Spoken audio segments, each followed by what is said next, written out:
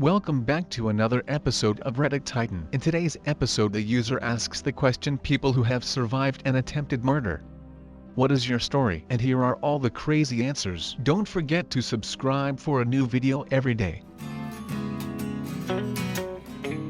Random dude shot me in the chest because he thought I was my drug dealer neighbor. My neighbor was 6'3" and black. I'm 5'11" and white. Joke's on him. All he got were a few cigarettes, some pocket change, and 35 years on an attempted second-degree homicide conviction.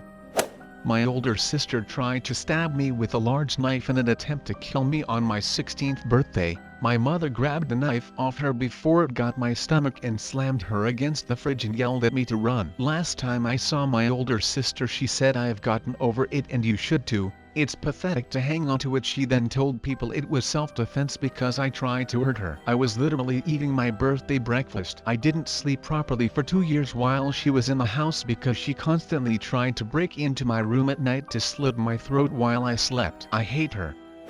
I delivered a pizza to a house just outside of the city. On the way back, I stopped to help a car that pulled over in front of me with their hazard lights on. I pulled up beside them and thought it was weird that nobody rolled down a window or made any kind of contact with me for around 15 seconds. The passenger then jumped out of his side of the car yelling that they needed help as he made his way toward my car. I thought something was weird about this. As I started to pull away before he could get to my passenger door, he began shooting at me. I ducked my head after the first shot entered through the back window and embedded in my passenger seat headrest. Another shot entered through the rear window, while the other 3 only hit the outside metal parts of my car. He missed altogether with another shot. I remember being sure I was about to die as he fired more shots at me. I was very surprised that it wasn't panicky. It was just like, oh, I guess this is it. Turns out it was a plot to rob me. The pizza was ordered and the guys were stationed down the road to intercept me. They knew who I was and they knew that I would be able to recognize them,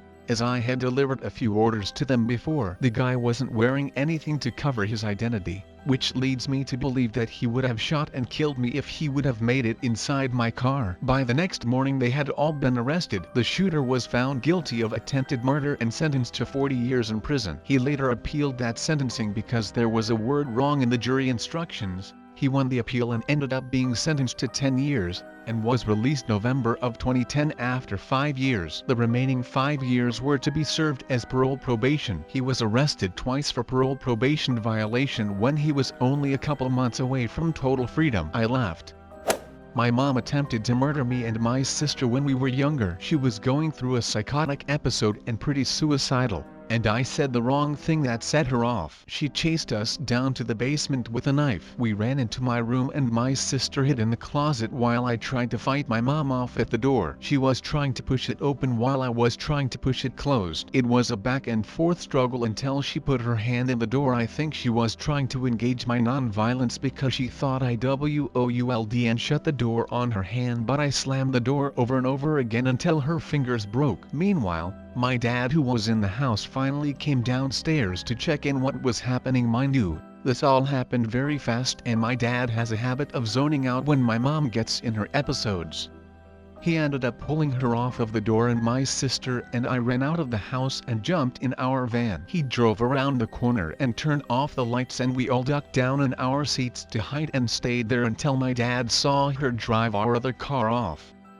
I was 13. My mother was screaming, legit screaming, not the yelling that a lot of people call screaming. They different. Trust me, at me because I made a tuna sandwich for lunch and didn't make one for her. She was a courier and I never knew when she would be home and when she would, and these were the days before everyone had a cell phone and she frequently bought lunch on the road. I was done with lunch before she got home, but she still flipped. I was selfish, a horrible daughter, etc. Anyway, as she was screaming, I was backing away from her until I was pressed against the sink cabinet. She kept coming towards me. I swear to God, before I knew what was happening or could process register, she had the scissors out of the knife block in her hand and she was still coming towards me, scissor points directed at me. I screamed bloody murder. My brother came rushing out of his room right off the kitchen as she started swinging them down at my throat. He caught her hand maybe 2 inches away from my skin, and she was coming at me with enough force that there was still some forward momentum for him to counter. If he had not been there,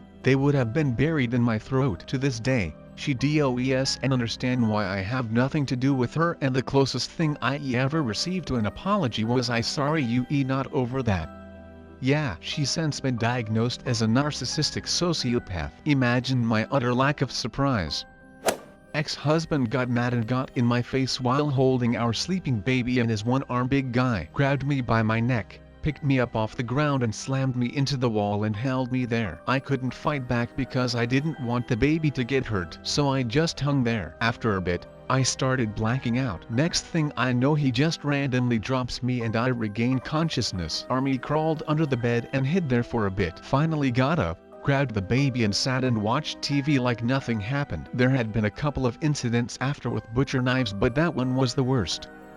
When I was a kid, probably around 2nd grade, our house got robbed and my mom and I came home while it was in progress. For whatever reason, she decided to go in and interrupt them. She grabbed her gun, didn't shoot, yelled at them to get the f*** out of my house, and then we drove off in a hurry to the corner store to call the cops. This was before cell phones. Less than 2 weeks later, my mom and I are sitting in the living room on the couch, our backs to the front door. Someone drives by and fires about 6 or 8 shots into the front of our house. Thank God for a steel front door. The cops came and said they didn't think the 2 incidents were related.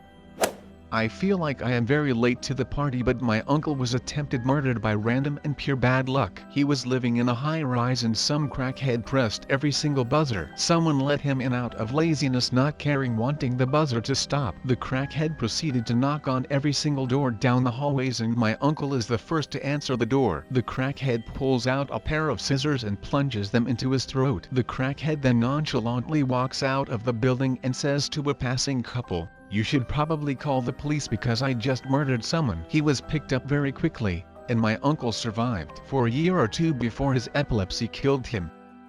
My parents moved to Mozambique during the mid-90s. I was around 8 at the time and started going to school there, a nice private one, can't complain. My father was working for the Red Cross in Chimoio, so we had a comfortable life. One day, before arriving to school with a friend of mine, some sketchy guy stopped us, offered a whole bunch of money to just take some small box to a white van that was parked at the end of the street, not even 100 meters away. My lucky day, I guessed it actually was, but for different reasons. When I was going to go grab the box, my friend grabbed me by the shirt, pushed me, and started running, screaming something I didn't understand and shown the local dialect. That moment was when it clicked. The moment I looked back, the guy had already vanished. So, wherever you are, thank you, Jude. I will never forget you.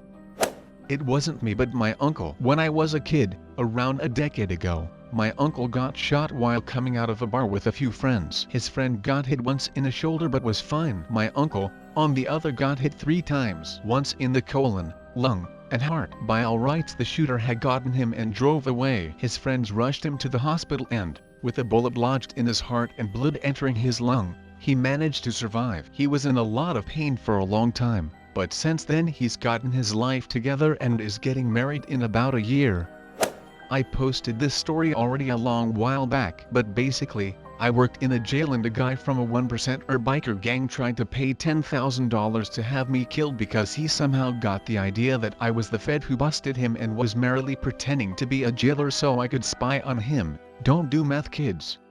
The guy was bragging about it, and one of the other inmates who I had saved from a heart attack with first aid didn't like that, so he beat the living shit out of the guy and then told me about it. Phone call recordings confirmed that he had promised the money to 2 guys if they shot me in the back of the head while escorting him to court and busted him out. Federal marshals rolled them up, and on his way to court I whispered to him, "Your friends won't be joining us." When we got to the planned ambush point, instead of a bond hearing, he got charged for trying to have me murdered and organizing an escape.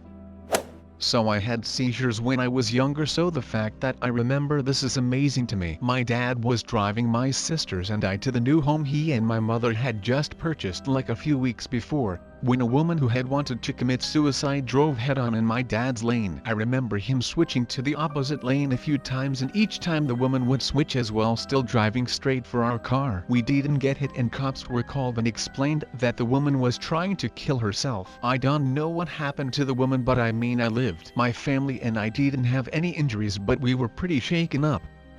We were arguing and he started to grab me by the arms and throw me against the wall into the ground. After maybe the 7th or 8th time of him throwing me, he carried me by my arms to my room and threw me out to the bed. Then, he pinned me down and started choking me. I had tried to get away before it happened, but he grabbed my face and shoved me down. I started to see flashes of black and white. I don't remember how, but I managed to get my feet under him and onto his chest and was able to push him off me. He was my boyfriend at the time. I couldn't believe someone who claimed to love me could do something like that. Now every time I feel even the slightest bit of not being able to breathe, I picture his face. And to make matters worse, he stalked me for like 8 months after I broke up with him. He also told me if he would have gone through it, he would have burned my house down me in it.